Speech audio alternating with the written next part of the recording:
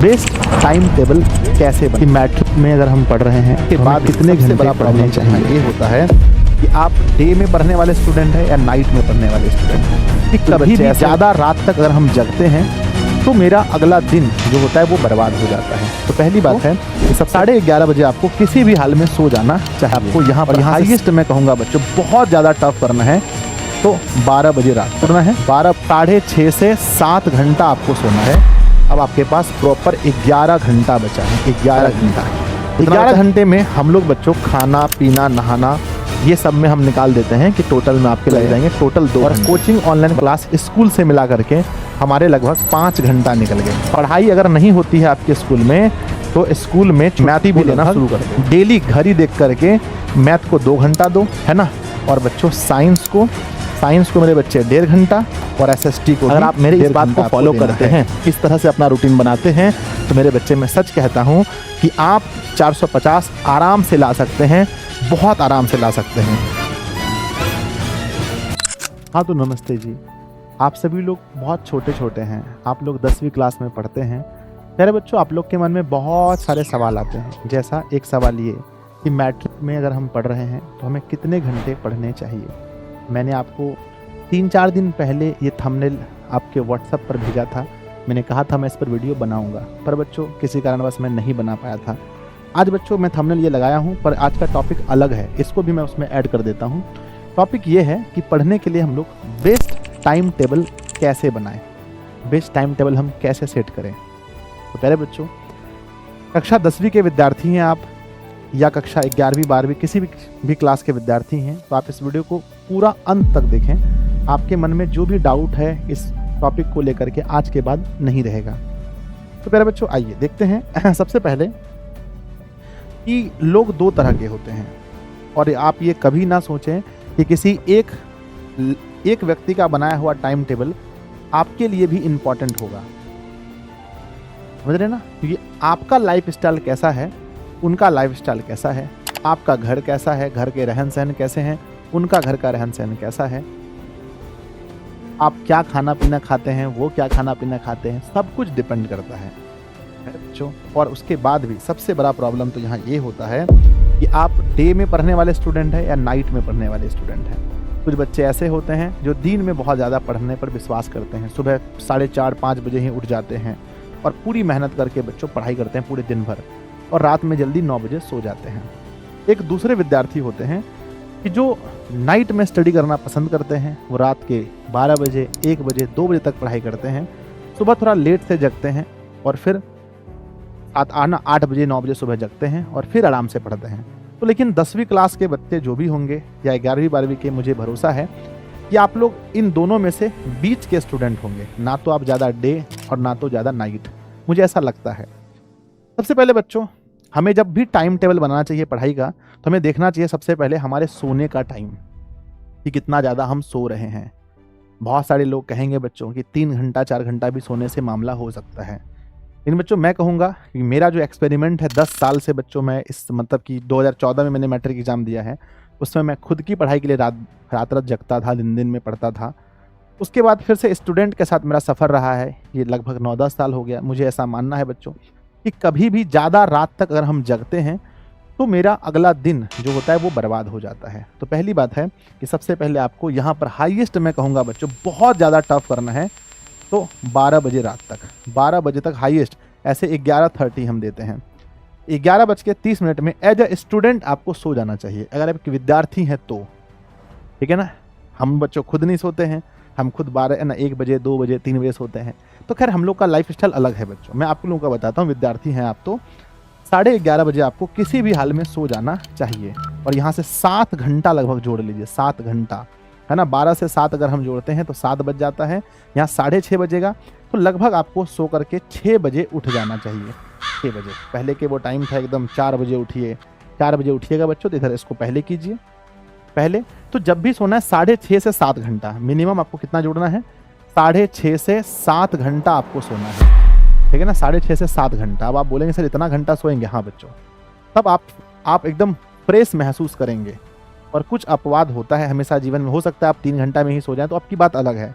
मैं जनरल इंसान की बात करता हूँ, जब आप 6:30 से 7 घंटा पढ़ते हैं तब आप आगे 6.5 से 7 घंटा सोते हैं, तो उसके बाद जो भी टाइम आपके पास बचता है ना, फिर वो टाइम आपका दिमाग 100% बच्चों एकदम पूरी तरीके से आपका साथ देता है, आपका शरीर भी आपका साथ देता है।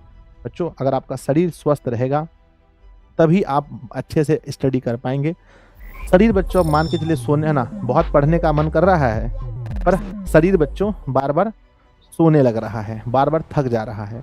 इसीलिए पहले आपको सोने का टाइम फिक्स कीजिएगा। आप लोग कमेंट बॉक्स में लिखिएगा कि आप कितना टाइम सोते हैं। पहली बात, कितना घंटा सोते हैं। अब आपने सो लिए 7 घंटा, यानी 24 घंटे के 7 घंटे तो आपने निकाल दिए। अब बच्चों होता है कोचिंग या ऑनलाइन क्लास। अब ये कोचिंग और ऑनलाइन क्लास जो है, इसको और प्लस में हम स्कूल कहते हैं, प्लस स्कूल, इन तीनों का टाइम आपको जोड़ना पड़ेगा कि आप कोचिंग में कितना टाइम दे रहे हैं, स्कूल में ऑनलाइन क्लास में कितना दे रहे हैं। स्कूल में बच्चों, स्कूल में बच्चों मैं अगर बताता हूँ, अगर आपकी स्कूल में पढ़ाई नहीं होती है, पढ़ाई अगर नहीं होती है आपके स्कूल में, तो स्कूल में छुट्टी भी लेना शुरू कर दो। अगर कहा जा रहा है कि 70-75% अटेंडेंस बनाना है, तो कभी भी 100% स्कूल मत जाओ, क्योंकि जो टाइम आपका बचेगा उस दिन आप बहुत अच्छी स्टडी कर पाएंगे। जब स्कूल आप नहीं जाएंगे तो 3-4-5 घंटा आपके पास बच जाता है, पूरा 4-5 घंटा आपके पास बचता है, और उस समय आप बहुत अच्छे से घर पे बैठ के स्टडी कर सकते हैं। तो अगर स्कूल में पढ़ाई होती है तब तो आप डेली जाइए, नहीं होती है तो अवॉइड कीजिए कि जब भी मौका मिले छुट्टी का, तो छुट्टी भी जरूर कीजिए अपनी स्टडी के लिए, पढ़ने के लिए। तो मान लेते हैं कि हमारे पास टोटल 7 घंटा हम सो गए, और कोचिंग ऑनलाइन क्लास स्कूल से मिला करके हमारे लगभग 5 घंटा निकल गए। 5 घंटा या फिर 7 है ना, 6 घंटा, 6 घंटा। तो 6 और 7 कितने हो गए?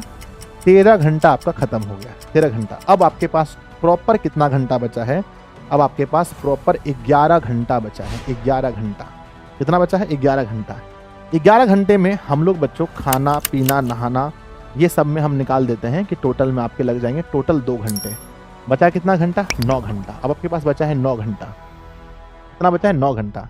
9 घंटा में फिर हम आपको आपकी हैप्पी के लिए, आपकी हैप्पीनेस के लिए, आपको घूमने फिरने के लिए, आपको मेरे बच्चे थोड़ा सा मोबाइल वगैरह चलाने के लिए, कुछ आप खोल करके देख रहे हैं मूवी वगैरह ये वो, उसके लिए भी हम आपको दे देते हैं फिर से हम 2 घंटा। 2 घंटा बचा कितना बच्चों? बचा कितना? 7 घंटा। 7 घंटा के बाद बच्चों आपको फिर हम लोग है ना, कुछ इंपॉर्टेंट वर्क आपका होगा, इंपॉर्टेंट वर्क होगा मेरे बच्चे। तो आप मान लेते हैं कि 1 घंटा हम वहाँ दे दिए। अब जो आपके पास 6 घंटा बचा है सेल्फ स्टडी के लिए, 6 घंटा में हम आपको 1 मिनट भी नहीं देने वाले हैं, 1 सेकंड भी आपको नहीं देने वाले हैं बच्चों। ये जो 6 घंटा आपके पास बचा है, देखिए मैंने हर चीज़ में आपको दिया है। सोने के लिए मैंने प्रॉपर टाइम दिया है, कोचिंग स्कूल सबके लिए मैंने प्रॉपर टाइम दिया है, हर चीज़ के लिए मैंने प्रॉपर टाइम दिया है। अब जो आपके पास 6 घंटा का टाइम बचा है, इस 6 घंटा को ही मेरे बच्चे, 6 घंटा को ही है ना, 6 घंटे की ही जो 6 घंटा बचा है इसमें ही आपको पढ़ाई करनी है, जिसमें आपका होमवर्क सेल्फ स्टडी होगा। तो ये रहा आपका 6 घंटा, है ना। 6 घंटा आपका रहा। अब इस 6 घंटे को मेरे बच्चे आपको जैसे बांटना है, जब आपका ये 6 घंटा मिल रहा है उस समय आपको 6 विषय हैं। कितने हैं? 6 विषय आपको पढ़ने हैं। 1 2 3 4, ये हुआ 5 और ये हुआ 6। 6 विषय हैं और आपके पास 6 घंटे हैं। अब आप समझ लीजिए कि किस विषय को हमें कितना टाइम देना है, किस विषय को हमें कितने टाइम देना है। बच्चों अगर आपको लगता है कि कोई विषय मेरा अच्छा है, जैसे संस्कृत अभी सिर्फ बुक हुआ है, संस्कृत में सिर्फ बुक पढ़ाई हुआ है, तो इसको भी ज़्यादा टाइम नहीं देना है, बुक को आपको पता है। हिंदी विषय में सिर्फ बुक हुआ है तो इसमें भी ज़्यादा टाइम नहीं देना है। बचा क्या? SST। तो बच्चों बचा क्या? SST, बचा क्या? मैथ, और बचा क्या? बचा क्या? साइंस। इन तीनों विषय को मिला करके अप्रॉक्स मेरे बच्चे आप 5 घंटा दे दो। 5 घंटा, 1 घंटे में दोनों का बुक थोड़ा बहुत देख लो, 5 घंटा देना है। 5 घंटे में मेरे बच्चे मैथ को लगभग डेली घड़ी देख करके मैथ को 2 घंटा दो, है ना। और बच्चों साइंस को मेरे बच्चे 1.5 घंटा, और SST को भी 1.5 घंटा आपको देना है। ठीक है, ये आपका रूटीन होना चाहिए। 1.5 घंटा देना है। कब देना है ये आप तय करेंगे, क्योंकि हर किसी का जीवन अलग अलग। मैं आपको बोल दूंगा 6 से 7 पढ़ाई करो, नहीं पाएगा। आप सोचो कि आपको डेली किसी भी हाल में अपने लिए 6 घंटा निकालना है, और 6 घंटा बच्चों जब पढ़ो तो पूरा 100% झोंक दो। 100% अलार्म वाली एक घड़ी मिलती है, पापा को बोलना कि अलार्म वाली घड़ी मिलती है जिस पर ऐसा टाइम लिखा रहता है कि 23 सेकंड 24 सेकंड, इस तरह से घड़ी हमेशा होता है। इस तरह से मेरे बच्चे घड़ी आपके सामने जो है टिक टिक टिक टिक करता रहेगा। ध्यान दीजिएगा, ये अलार्म वाली घड़ी होना चाहिए आपके पास। है ना, ये ऐसे आपके टेबल पर रखा रहेगा और ऐसे ये घड़ी चलता रहेगा। तब आपको पता चलेगा सच में आप कितना घंटा पढ़ रहे हैं। और इस समय पढ़ते टाइम अपने फ़ोन को अपने पास से बिल्कुल दूर रखो, ना कोई नोटिफिकेशन टेलीग्राम का, ना व्हाट्सएप का, ना इंस्टाग्राम कुछ नहीं, कहीं से भी कोई भी मैसेज नहीं आना चाहिए बच्चों। तब आपको पता चलेगा कि डेली 6 घंटे ही पढ़ के, 6 घंटे ही अगर आप पढ़ेंगे बच्चों, आप तब जा करके बन सकते हैं टॉपर बन सकते हैं। तो मेरा अभी तक 10 साल का जो एक्सपीरियंस बताता है उसमें मेरा यही निकल कर आता है कि बच्चों सबसे ज़्यादा जो है यही तरीका काम आता है, जहाँ आपके पास फ्रीडम है सोने की, जहाँ आपके पास फ्रीडम है घूमने की, फिरने की, इंपॉर्टेंस काम की, स्कूल की, कोचिंग की, हर कुछ छोड़ करके भी 6 घंटा मैंने आपकी ज़िंदगी से निकाल लिया है। और यही 6 घंटा जो है कि आपको बच्चों पढ़ाई करनी है। और ये इसी को हम लोग सेल्फ स्टडी कहते हैं, खुद से पढ़ना है। अब इसमें पढ़ेंगे क्या, मैथ पढ़ना है तो मैथ पढ़ेंगे, एसएसटी पढ़ेंगे, नोट्स पढ़ेंगे, जो पढ़ना है। और पढ़ते टाइम बच्चों इन चीज़ों का ध्यान रखें, मैंने लिख दिया है कि मैथ विषय का ज़रूर ध्यान रखें पढ़ते टाइम बच्चों, क्योंकि ये विषय आपको दिक्कत करता है। और रिवीजन करें, है ना, जो भी पढ़ाया गया है उसको रिवीजन करें। और बच्चों राइटिंग स्किल पर जब भी आप सेल्फ स्टडी करें तो बच्चों कम से कम साइंस और एसएसटी क्वेश्चन को खुद से लिखें। उसके आंसर जब लिखेंगे तो आपकी हैंड राइटिंग स्किल अच्छी होगी। जब हम लिखते हैं तो सोच सोच के लिखते हैं, हमारा थिंकिंग लेवल भी बहुत अच्छा होगा इससे हमारे एग्जाम में। और बच्चों जब आप कोशिश करें कि हम लोग कम से कम सब्जेक्टिव सवाल लिखने का, जब सब्जेक्टिव लिखते हैं तो हमारा ऑब्जेक्टिव अपने आप सॉल्व हो जाता है। और बच्चों बी मोटिवेट, ज़िंदगी में मोटिवेट रहें और एक्सरसाइज वगैरह बच्चों करते रहें। सुबह अगर उठते हैं तो कहीं आसपास में घूमने जाएं, एक्सरसाइज करें, इससे आपका बना रहेगा। और आपका जो सपना 450 प्लस है, अगर आप मेरी इस बात को फॉलो करते हैं, इस तरह से अपना रूटीन बनाते हैं, तो मेरे बच्चे मैं सच कहता हूँ कि आप 450 आराम से ला सकते हैं, बहुत आराम से ला सकते हैं। ठीक है ना।